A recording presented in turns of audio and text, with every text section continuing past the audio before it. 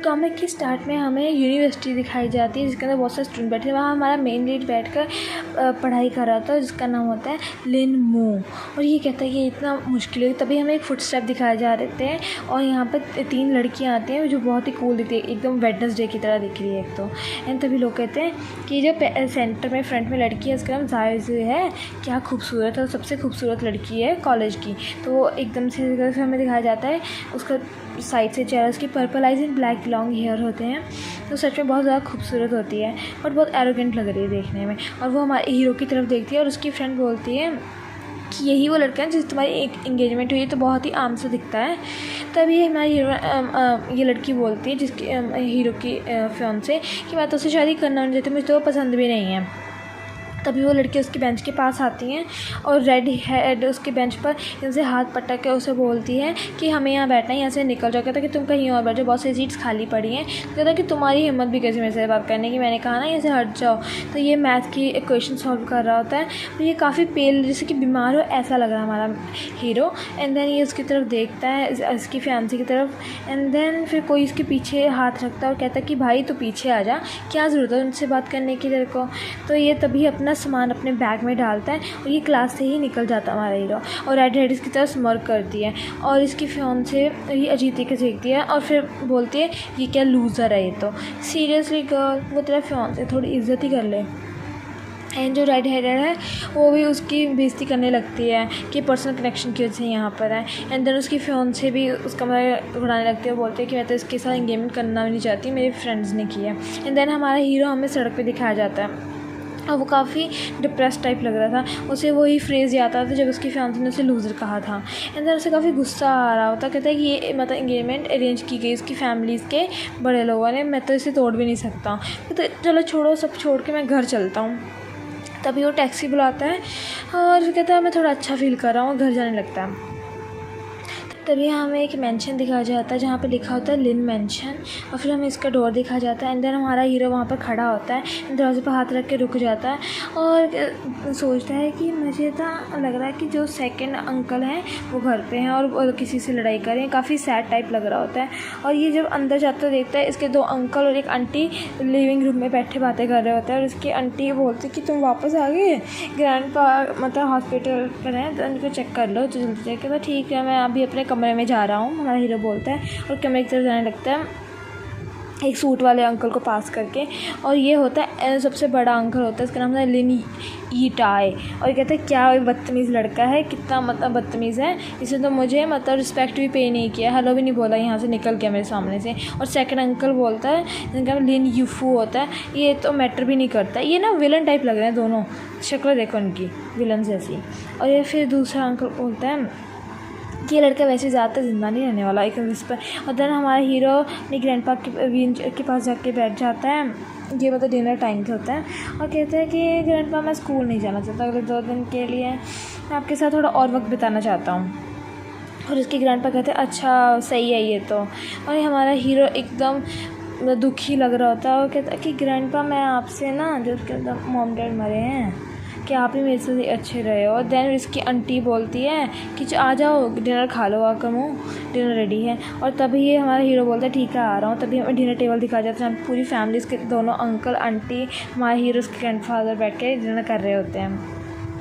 और तभी उसके एल्डर मतलब फर्स्ट अंकल बोलते हैं कि मैं बात कर रहा हूँ कि हमारी फैमिली का जो ऑक्शन है इवेंट होल्ड कर रहा हूँ मैं, वो काफ़ी इनकन्वीनियंस है बहुत सारे लोगों के लिए। वो तो अपने काम की बातें करने लगते हैं कि ऑक्शन हाउस है, वर्क वगैरह खाना खाते हैं। और दूसरा जो उसके सेकंड अंकल होते हैं वो भी जिया करके मुझे बहुत चिंता रही है काम के बारे में, ये मतलब फालतू काम की बातें का नाटक कर रहे होते हैं। देन कोई चॉपस्टिक को रखता है टेबल पर और ये हमारा हीरो होता है और कहता है कि मेरे मतलब मैं पेट भर गया है, मैं अपने कमरे में जा रहा हूँ। और तभी यहाँ से उठकर चला जाता है। तभी दूसरा अंकल फर्स्ट अंकल बोलता है कि ये मुझे यहाँ दो, ये ऑक्शन हाउस का काम मैं करूँगा। और सेकंड अंकल बोलते हैं कि ऑक्शन की एबिलिटी तुम्हारे पास नहीं है, इसको काम नहीं करता, तुम सपने देखना बंद कर। तभी हमारा हीरो कमरे का दरवाज़ा खोलता है और बालकनी पर आ जाके बोलता है कि मॉम डैड आप लोग इतनी जल्दी छोड़ के क्यों चले गए मुझे। हाथ में शायद कैन होता है, काफ़ी दुखी लग रहा होता है। तभी अपनी फिस्ट मारता है उस पर थमले पर, कहता है कि आप तो विटनेस होकर कि आप लोग देख नहीं रहे हो कि हमारी फैमिली किस तरह से टूट रही है। हमारा हीरो काफ़ी ही दुखी दिख रहा था। तभी इसका सेकंड अंकल पीछे जाता है और इसको बुलाता है मुँह, और ये पीछे देखता है, कहता अच्छा मैं बस सोच रहा था, मैं मम्मी पापा के बारे में सोच रहा था फिर से। तो कहता हमारा हीरो बोलता है अंकल क्या आपको मुझसे कुछ चाहिए? तो उसके अंकल कहते नहीं मैं तो बस तुम्हें देख रहा था, तुम्हारी कमाई की वजह से कि तुमने डिनर प्रॉपर किया, मैं तुम्हारा बस देखना। तो कहता हाँ अंकल शुक्रिया मैं ठीक हूँ। तो बस के अंकल कहते हैं हाँ हम बस सिर्फ 4 ही हैं इस फैमिली में, जो तुम्हारे फादर थे जो सब कुछ मैनेज करते थे, उस मतलब ग्रैंड फादर ने सब कुछ तुम्हारे फादर को सिखाते थे कैसे मैनेज करना होता है। और इसके अंकल बात करने लगते हैं कि कितनी दुखी की बात है कि हम सब मतलब कि उस काम में कितने ऑब्सेस थे, अब कितनी बड़ी फैमिली है और ग्रैंडपा बहुत ही ट्रेडिशनल मैन है, वो तुम्हारे फादर इंसिस्ट करते थे फैमिली बिजनेस को चलाने के लिए। और तब इसके अंकल इसकी पीठ पर हाथ रखते हैं और कहते हैं चलो कोई बात नहीं, अब हमें पुरानी बातों की बात करने का कोई फ़ायदा नहीं है। मैं तुम्हें कुछ बताना चाहता हूँ कि कभी भी कोई भी तुम्हें कहीं से भी आके काट सकता है। तो क्या अंकल आपका मतलब क्या है इसका? और तभी इसके अंकल इसको पीछे से पुश कर देते हैं और ये 4th फ्लोर से सीधा हमारा हीरो चिल्लाता हुआ नीचे गिरने लगता है एंड देन नीचे गिर जाता है। वहाँ पे ये गिरा पड़ा होता है, वहाँ पे ब्लड ही लड़ते चारों तरफ। उसका अंकल कहता है ये था मेरा मतलब जो मैंने कहा। तभी ये बहुत ही गंदी वाली स्माइल देता है। उसका अंकल बोलता है अब जाके तुम अपने परिवार से मिलोगे। ये कितना गंदा है, उसके माँ बाप को मार दिया, उस बच्चे को भी मार दिया, शर्म करो। तभी हमें मेंशन का सीन दिखाया जाता है जहाँ पे कोई कहता है कि मिस्टर मुँह बालकनी से गिर गए। गिरा नहीं, उसको धक्का मार के मर्डर किया है, दैट्स अ मर्डर। देन हमें डॉक्टर का ऑफिस दिखाया जाता है। यहाँ पे एक रेड हेयर डॉक्टर होती है, उसके पास एक नर्स भागी आती है कि डॉक्टर जोए यहाँ पे एक पेशेंट है जो बिल्डिंग के से गिरा है, यहाँ पे इमरजेंसी रूम में है, जल्दी से आइए।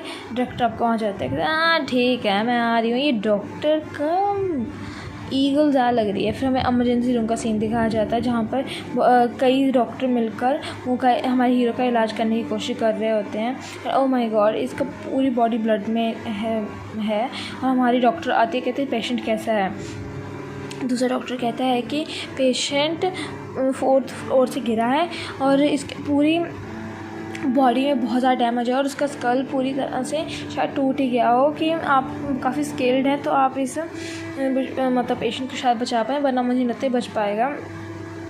और हमारी डॉक्टर कहती है कि यहाँ हाँ तुमने सही कहा, यहाँ पे रिस्क तो है इसे बचाने में, इसकी सर्जरी करने के, तो मैं समझ सकता हूँ क्या ये ज़िंदा बच पाएगा ये पेशेंट, ये ज़रूरी है।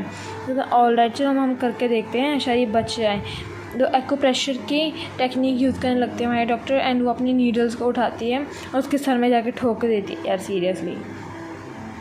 अभी एक दूसरे डॉक्टर कहते हैं कि इसकी स्टेबिलिटी बहुत ही ज़्यादा कम हो रही है और कहते हैं कि हमने नीडल्स यूज़ किया स्टिमुलेट करने के पेशेंट के पोटेंशियल को, तो ज़्यादा वक्त नहीं लगेगा, मुझे लगता है तो ब्रेन से डेड हो गया होगा, बाकी तो मुझ पर छोड़ दो। तो ये करने लगते हैं। इन्होंने एक्यूपंक्चर की टेक्निक यूज़ की या सीरियसली इसमें कौन यूज़ करता है ऑपरेशन थिएटर में, क्या पता। बाकी अंदर कहते हैं कि जल्दी जल्दी सर्जरी करनी होगी हमें इसकी।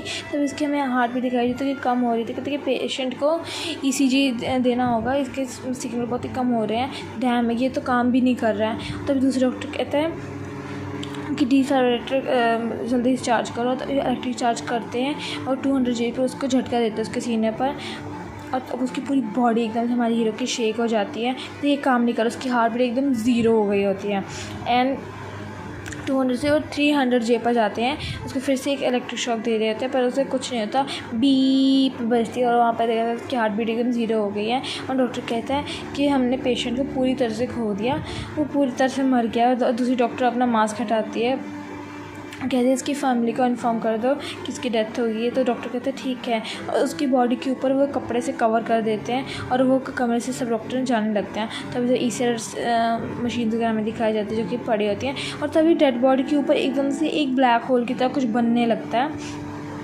और ये बहुत ही बड़ा होता जाता है। एंड देन उसकी बॉडी के ऊपर से वो कपड़ा हट जाता है और ब्लैक होल ऐसे उसकी बॉडी के ऊपर नहीं, उसकी बॉडी के बिल्कुल ऊपर लाइक पंखे की स्पीड से बन रहा होता है। उससे पर्पल लाइट निकलती है एंड देन ब्लू लाइट निकलती है, निकल कर हमारी हीरो की बॉडी में चली जाती है, एंटर करती है। एंड देन हमें तो उसके अंदर से हमें एक पंच का वो दिखाई देता है, मतलब कोई बहुत ही पावरफुल स्पिरिट उसकी बॉडी में चली गई है। तभी हमारा हीरो हवा में उड़ने लगता है। ओह माय गॉड, तो पूरी घोस्ट टाइप गूज़ बम्प्स दे रही है। और तभी उसकी हाथ में एक ब्लैक कलर की शैडो टाइप कुछ आता है और एक रिंग मर्ज होकर उसके उंगली पे रिंग आ जाती है और इसकी बॉडी एकदम जो सुकड़ी सी थी उसकी एकदम मसल बनने लग जाता है हमारे हीरो के और फेस स्ट्रक्चर भी थोड़ा थोड़ा चेंज होने लग जाता है। और हमें नेक्स्ट मॉर्निंग का सीन दिखाया जाता है। जो रेड हेडेड थी वो एक कमरे के बाहर खड़ी थी एग्जॉस्टेड और उसको एक चीख सुनाई देती है और तभी देखती है उस तरफ और भागती है कि पता नहीं क्या हो गया।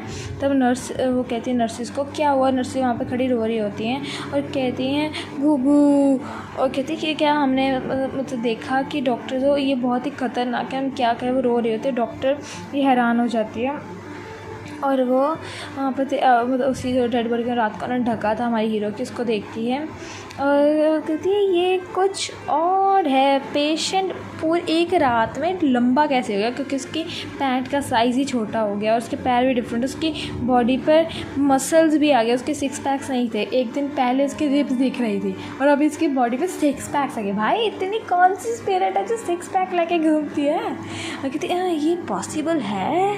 डॉक्टर कहती है और कहती है इसकी बॉडी गर्म क्यों है। डॉक्टर फिर ये बोलती है तो उसकी सांस चेक करती है एंड देन अब वो उसकी आंखें एकदम से खुल जाती हैं और डॉक्टर भी डर जाती है कहीं इसमें भूत तो नहीं है।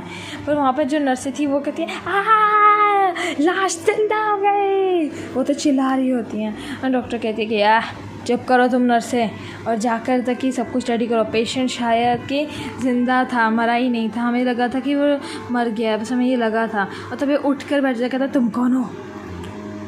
तो कहता मैं कहाँ हूँ और कौन हूँ मैं। Oh my goodness this guy is totally कि भाई तो अभी तो आत्मा था, अभी क्या मतलब है। हीरो तो हमारा मन चुका है और तू तो आत्मा है वैसे भी। हमें इंटेंस केयर यूनिट दिखाया 303 जब लिखा बेड्स 12 से 14 यहीं पर। और तभी हमें एक पेशेंट दिखाया जाता है जो लेटा हुआ था। बहुत सारी ECG वाले मशीन्स होती हैं और कई और मशीन्स हैं, मेडिसिन्स। वहाँ पे डॉक्टर खड़ी होती है और वो बोलती है क्या एक्यूपंक्चर टेक्निक ने इसकी मेमोरी लॉस कर दी पर इसको बचा लिया, क्या ये पॉसिबल है। तभी हीरो के सर पे पट्टी बंधी होती है और कहती है कि तुम्हें कुछ भी रिमेंबर नहीं है, तुम्हारा नाम भी याद नहीं है क्या तुमको। अरे कोई बात नहीं, और तुम्हें रिमेंबर नहीं तो थोड़ी देर में तुम्हें याद आ जाएगा, कोई बड़ी बात नहीं है। और हमें तभी मशीन्स दिखाई जाती हैं और तभी से डॉक्टर बोलते हैं कि तुम अपना ध्यान रखो, बाकी नर्स है तुम्हें बटन दबा देना कि नर्स तभी आ जाएगी तुम्हारी जब कोई मदद चाहिए होगी तुम्हें। और हमारी डॉक्टर वहाँ से रूम से जाने लगती है एंड हमारा हीरो कमरे में अकेला होता है, पट्टी बंधी हुई सर पे, कमज़ोरों की तरह पड़ा था। और तभी आँखें खोलता है ड्रैम मैं हूँ बिल्ला। ओह सही क्या, इसकी कैट की तरह किया है इसने। कहता मुझे हार्डली अपनी स्पिरिचुअल एनर्जी फील हो रही है, ये जगह कौन सी आखिरकार। कहता मेरी बॉडी इतनी वीक क्यों है, मतलब बहुत ही स्ट्रॉन्ग पर्सन था। धनिया अपने हाथ निकालता देखता है मैं कुछ थोड़ा बहुत अपनी स्पिरिचुअल एनर्जी यूज़ कर पा रहा हूँ। 9th ट्रिबुलेशन की ट्रांसफर में लग रही है, पर ये फिज़िकल बॉडी अदरवाइज़ मैं मर ही गया हुआ था। और तभी ये बहुत ही स्लाइट स्माइल देते जैसे कि किसी बंदे का ना बहुत ज़्यादा थकने के बाद रिलैक्स फील होता। कहता है कि मैं कभी सोच भी नहीं सकता कि मैं दुनिया का सबसे स्ट्रॉन्गेस्ट पर्सन था कल्टिवेशन ड्रिमल में और मैं ऐसे गिरा पड़ा। भाई खुश हो रहा है, दुखी हो रहा है। देन ये अपनी स्लाई एकदम कैट आइज बनाता है, कहता ज़्वान टेक सेक्ट घोस्ट सेक्ट, तुमने हिम्मत भी कैसे की मतलब मुझे वापस भेजने की और मुझे मार डालने की। और इसको भी किसी ने मारा, मतलब दोनों को मारा, इसलिए दोनों का फेट मैच हो गया। अंडरस्टैंड, ये तो समझ आ गया। एंड देन हमें दिखाया जाता है लून मैंशन एंड वहाँ पे कहते हैं कि ये अर्थ पे हो क्या रहा है, ये कौन इतनी घटिया नौकरी काम कर रहा है। कहते कि तुम लोगों ने कल ही तो कहा था कि वो मर गया है और अब लोग कह रहे हो ज़िंदा है, ये हो क्या रहा है। ये चिल्लाते कहते हैं कि हाँ वो मर गया था कल पर आज वो ज़िंदा हो गया पर उसकी मेमोरी लॉस हो गई है। ये पॉसिबल है कि उसका कुछ याद ना, मेरे नेफ्यू को कुछ याद ना हो कि आप लोग कैसे कह रहे हो, उसकी एंटी क्या हो रहा है। तुमने तो कहा था ना कि वो मर गया है, तो अभी ज़िंदा कहाँ से हो गया एकदम से। तो उसका कहता मुझे क्या पता, हॉस्पिटल ने कल कहा वो मर गया, आज कहते हैं वो तो बच गया है, ऊपर से उसकी मेमोरी भी नहीं रही है। तो उसके एंटी अच्छा तो वो मेमोरी भूल गया है, तो अब तो वो दोबारा से एक बेवकूफ़ इडियट में बदल गया। Oh my God this woman is look like a Karen. And then उसके अंकल अजीब सी स्नीकी स्माइल देते हैं, कहते हैं हाँ वो अपनी मेमोरी भूल गया है और फिर से वही बेवकूफ़ इडियट बन जाएगा जो कि वो है। लेकिन इससे क्या फ़र्क पड़ता है, जो भी हमारा ओरिजिनल प्लान है वो थोड़ा चेंज होगा, वो बचे या ना बचे। तो उसे अंकल कहता है कि जबकि ये बच्चा बहुत ही नज़दीक है, उस पर ध्यान रखना पड़ेगा और उसे टाइम टू टाइम हमें देखना होगा कि बस सब कुछ क्लियर है ना, कि उसकी मेमोरी सच में है या नहीं। उसके अंकल बहुत ही अजीब तरह के घूस पंप वाइब दे रहे हैं, हॉरर वाली। तो मुझे ना चेक करना होगा कि उसकी सच में मेमोरीज गई हैं या नहीं। एंड देन हमें फिर से हॉस्पिटल सीन दिखाया जाता है जहाँ पे हमारा हीरो अपने ही उस रूम में बैठा होता है। तभी वहाँ पे नॉक होते हैं और कहता है कि आ जाओ जो भी है। और तो कहता है डॉक्टर जोई आप हो। तो डॉक्टर आई होती है एक औरत के साथ, वो अच्छी मुझे उसकी आंटी कहते कि तुम्हें कोई मिलने आया, क्या तुम्हें याद है ये कौन है। तो हमारा हीरो कहता है अपने सर और पट्टी दिखाकर कि मुझे नहीं याद कौन है और मुझे इस कंडीशन में कैसे याद होगा। तो उसकी आंटी नटंग से मैं हूँ तुम्हारी आंटी, तुम्हें याद नहीं मेरा बच्चा। ओह माय गुडनेस, ये हमारी इंडियन आंटीज़ की तरह है, नागिन। और ओह डियर, तुम अपने आप को ज़्यादा पुश मत करो, ध्यान रखो अपना, मैं हूँ ना ये, मैं तुम्हारा ध्यान रखूँगी। Oh my God, this two face bitch WITCH not bitch, मैं गाली नहीं दे रहा हूँ। तो वो डॉक्टर जोई को कहती है कि मेरा नेफ्यू इतना अलग क्यों लग रहा है। तो फिर डॉक्टर कहती है क्योंकि हमने इसकी सर्जरी को मतलब कि मिनिमाइज़ करने के लिए इसका मतलब फेस का थोड़ा मतलब वो हो गया, गिर गया था, तो इसके तो चेंज हो गया। ये कहते हैं ओह शुक्रिया मेरे नेफ्यू का ध्यान रखने। और कितनी अच्छी आंटी बनेगा, नटिक कर रही है, इसको मार डालने की कोशिश कीजिए एक दिन पहले तो अपने दिमाग में सोच लिया। ऐसा लगता है कि ये सच में अपनी मेमोरी खो बैठा है। एंड देन हमें फिर से हमारा हीरो दिखाया जाता है जो कि किसी पेपर्स को चेक कर रहा था। कहता है ये अलग है, मैं सिर्फ 5000 साल की कल्टीवेशन थी मेरी और मैं शुरू में, और ये स्पिरिचुअल एनर्जी इतनी मतलब पतली क्यों होगी, लगता मैं हल्की सी महसूस कर पा रहा हूँ, पर मैं यहाँ की किताबों से बहुत सारा सीख लूँगा। एंड देन हमें हॉस्पिटल के बाहर दिखाया जाता है हमारा हीरो, और डॉक्टर कहती है कि तुम बहुत जल्दी रिकवर हो गए हो, तुम्हारी इंजरी काफ़ी रिकवर हो रही हैं, तो तुम अभी जा सकते हो। इतना ब्रो तुम मार्शल आर्ट स्टूडेंट की तरह इसको बाय बोल रहा है। भाई तू 5000 साल पीछे नहीं है, तू अभी के टाइम पर है, याद रख। पर ये कैसे याद रहेगा, come on, he is absent minded, that's why he got killed by someone. तभी डॉक्टर कहता है शुक्रिया मेरा ध्यान रखने के लिए डॉक्टर जू, आपने मेरा पिछले कुछ दिनों में बहुत ध्यान रखा, मैं आपका कभी आसान नहीं बोलूँगा। हाँ डॉक्टर स्माइल कहती है हाँ तुमने ये एसेंट कहाँ से सीखा, और ये गेस्चर मतलब ये किस तरह से तुम बात कर रहे हो। हमारे कहते आपने मुझे पकड़ लिया, मैंने ना स्वॉर्डमैनशिप, एंशिएंट स्वॉर्डमैनशिप मुझे पसंद है। ग्रेट, वो डॉक्टर कमाल किया है। अच्छा ठीक है, तुम जा सकते हो और कम्युनिकेट करना अपने दोस्तों और फैमिली के साथ, और तुम्हारी मेमोरी रिस्टोर होने में हेल्प मिलेगी। तभी हमारा हीरो निकल पड़ता है और तभी एक टैक्सी आती है इसके सामने। टैक्सी में बैठ के चला जाता है। जैसा कि मेरी सर्जरी तो हो गई है, मतलब सरप्राइजली मेरी स्पिरिचुअलिटी जो इस लेवल में काम तो करती है। भैया कि सोसाइटी बहुत ही ज़्यादा डेवलप्ड है और अलग है यहाँ, मतलब जहाँ से मैं हूँ वहाँ से। तभी वो टैक्सी एक बिल्डिंग के आगे आके रुकती है जहाँ पर हमें हल्का के अक्षरों में लिखा दिखता है, यहाँ पर लिखा होता कैपिटल स्कूल। ये कॉलेज स्टूडेंट नहीं स्कूल स्टूडेंट है, पता नहीं यार, काफ़ी बड़ा तो दिख रहा है। देन वहाँ पे ट्रांसलेशन लिखी होती है 1 CNY Chinese yuan is a country, जो भी है USA। तभी हमारा हीरो कहता है मेरे पास पैसे नहीं हैं, क्या मिस्टर आप रुक सकते हो थोड़ी देर के लिए, कि मैं हॉस्पिटल डिस्चार्ज हुआ तो मैं मनी घर पे भूल गया हूँ, मतलब मेरे पास पैसे नहीं हैं। तो वो टैक्सी कहता क्या तुम तो यूनिवर्सिटी के हो ना, डोंग हाई यूनिवर्सिटी स्टूडेंट है, स्कूल स्टूडेंट नहीं है, तो तुम टैक्स कैसे पे करते हो। अगर तुम एक टैक्सी वाले को उसके पैसे दे, कहते नहीं मैं सच में ऐसा नहीं हूँ, मेरे पास अभी पैसे नहीं हैं। तो टैक्सी वाला कहता है तो अगर ऐसा है तो तुम किसी को कॉल क्यों नहीं करते, अपने किसी क्लासमेट को क्यों नहीं बुलाते मुझे पे करने के लिए। तब हमारा हीरो एकदम कहता है क्यूटी पूकी लग रहा है, कहता तो ठीक है मैं क्या करूँ, मैं किसी को जानता नहीं बंदा। तभी एक खिड़की पे लड़की आती है पर्पल हेयर जो बहुत ही क्यूट लगती है, और उसकी बुलाती है लिनमो कितना टाइम हो गया तुम्हें देखा नहीं। और जब कहती है कि तुम आ ही गए, तुम्हें डिस्चार्ज हो गया हॉस्पिटल से, मैं तो भूल ही गई।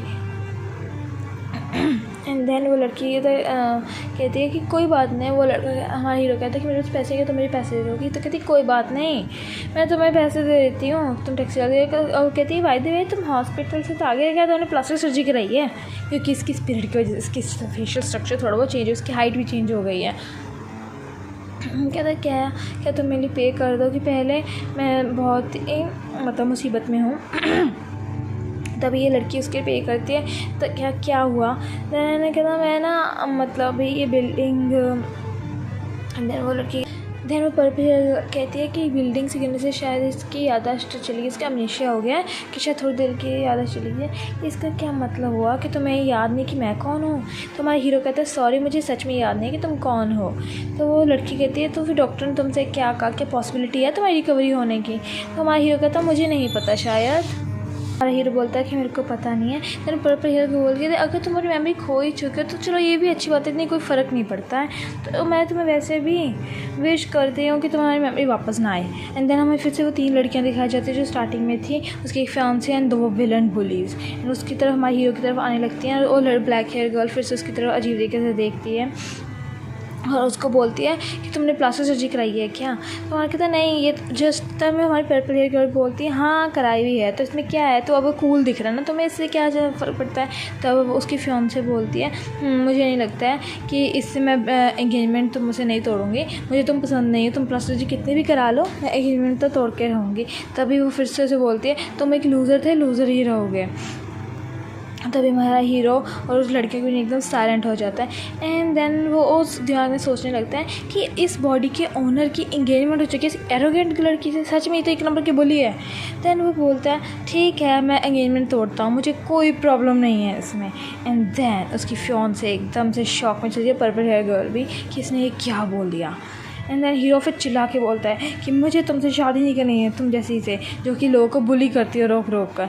एंड वो दूसरी के पीछे बुली खड़ी तो एकदम गुस्से में थी कि तुम्हारी हिम्मत भी कैसे ऐसे बोलने की। और हमारा हीरो बोलता है कि जैसा तुम चाहो, एंगेजमेंट अब कैंसिल हो चुकी है, अब मुझे लगता है कि तुम मुझे परेशान नहीं करोगे।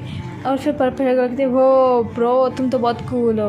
और वो वहाँ से जाने लगता है और जो ये तीनों बुली थी वहाँ पे खड़ी रह जाती है, ये अजीब सी टेंशन में आ जाती हैं। और पर्पल हेयर गर्ल थी वो कहती है प्यो तुमने तो अपना पूरा रेवेंज ले लिया उससे तुम्हारी क्लास का बेइज्जती की थी, तुमने तो उसकी निकाल दी हवा। कहता हाँ मैं थोड़ा वीक था पर अब मैं बुली नहीं होने वाला, बस बहुत हुआ, मैं मर चुका हूँ एक बार, दोबारा नहीं मरूँगा। तो कहते हैं हाँ ये तो सही है कि बुली इसको फालतू में बर्दाश्त नहीं करना, चलो हम यहाँ से चलते हैं, यहाँ से स्टेयर केस है, मैं तो पूरा स्कूल दिखाने वाली हूँ अब। तो कहता है कि मेरी एंगेजमेंट तो उससे टूट गई है तो क्या मैं क्या करूँ, मतलब अब तो उसके लिए आसान हो गए होंगे। तो बर्फी कहते हैं हाँ वैसे ही वो वूमन कोई अच्छी नहीं थी, वो तो वैसे ही बदतमीज़ औरत है। और तभी वो कहते हैं कि वैसे भी वो प्रीटीज़ गर्ल है स्कूल की, तुम्हें दुख तो नहीं होगा ना उसके एंगेजमेंट। तो उन्होंने कहता मुझे कोई फ़र्क नहीं पड़ता, वो तो मुझे सबसे अगली लगती है। एंड देन पर्पल हेयर कहती है हाँ फ्यूचर में तो उससे भी अच्छी शायद मिल जाए, तो चलो तुम्हारे क्लासमेट से तुम्हें रिकनेक्ट करा, तो तुम्हें याद नहीं है तो मैं तुम्हें तुम्हारे क्लासमेट के दोबारा मिला देती हूँ। और फिर पर्पल हेयर गर्ल क्लास की तरफ जाने इसकी एकदम आँख के पास आके कुछ रुकता है और इसने अपने उंगलियों से डांट पकड़ लिया होता है। और ये यहाँ पर एक क्लासमेट ने उसकी तरफ मारा होता है कि एकदम निंजा वाली शो ऑफ कर रही है। मैंने अपने क्लासमेट्स को डांटने लगती है मैंने तुम लोगों को कितनी बार बोला है कि डार्ट्स को क्लासरूम में मत खेला करो, किसी को लग जाएगा। और एक लड़का कहता है कि प्लीज़ तुम फालतू में गुस्सा मत कर प्रेसिडेंट, कि मैंने तो जानबूझ के नहीं मारा, ये तो बस गलती से हो गया, कि मैं आगे से नहीं करूँगा। तब हम पर्पल हेयर बोलती है देखो तुम, पर्पल हेयर बोलती है कि कोई बात, तुम्हारी स्किल्स तो बहुत ही ख़राब है कि पब्लिकली अपने आप को बेइज्जती मत करो। तभी वो एकदम से अपनी बाजू मारती है और डार्ट को मारती है और वो एकदम बुलसआई में जाके लगता है, ये किसी एसिसन से कम नहीं है। एंड देन हमारा हीरो दिखा जाता है जो अपने दिमाग में इसकी लेवल तो काफ़ी अच्छा है पर इसकी एनर्जी मुझे फील नहीं हो रही कि शायद काफ़ी पावरफुल है। देन वो लड़की कहती है मैं तुम लोगों को रीइंट्रोड्यूस कराती हूँ उससे कि हमारा क्लासमेट है लिनमो। अंदर कहती है जैसे तुम लोग सब तो जानते हो कि लिनमो को इंजरी हुई है, हॉस्पिटलाइज रहा है, उसकी मेमोरी लॉस्ट हो गई, उसको कुछ भी याद नहीं, तो उसकी हेल्प करो क्लास की मेमोरीज रिकवर करने में। और फिर पूरी क्लास दिखाई जाती है, इसके आगे हमारा हीरो खड़ा होता है और सब लोग उसे क्लैप करके दोबारा से वेलकम करते हैं क्लास में। हाँ हीरो दिमाग में सोचता है कि ये क्लास सच में अजीब है पर ये लड़की अच्छी इतनी बुरी नहीं है, ये काफ़ी पॉपुलर है और सब लोग उससे काफ़ी डरते भी हैं। तभी हमें क्लास में नॉक दिखाया जाता है, टीचर अंदर आती है और सभी बच्चे सेटल होने लगते हैं। और यहाँ पे एक और पर्पल हेयर टीचर होती है, ये भी किसी असिस्टेंट से कम नहीं लग रही है।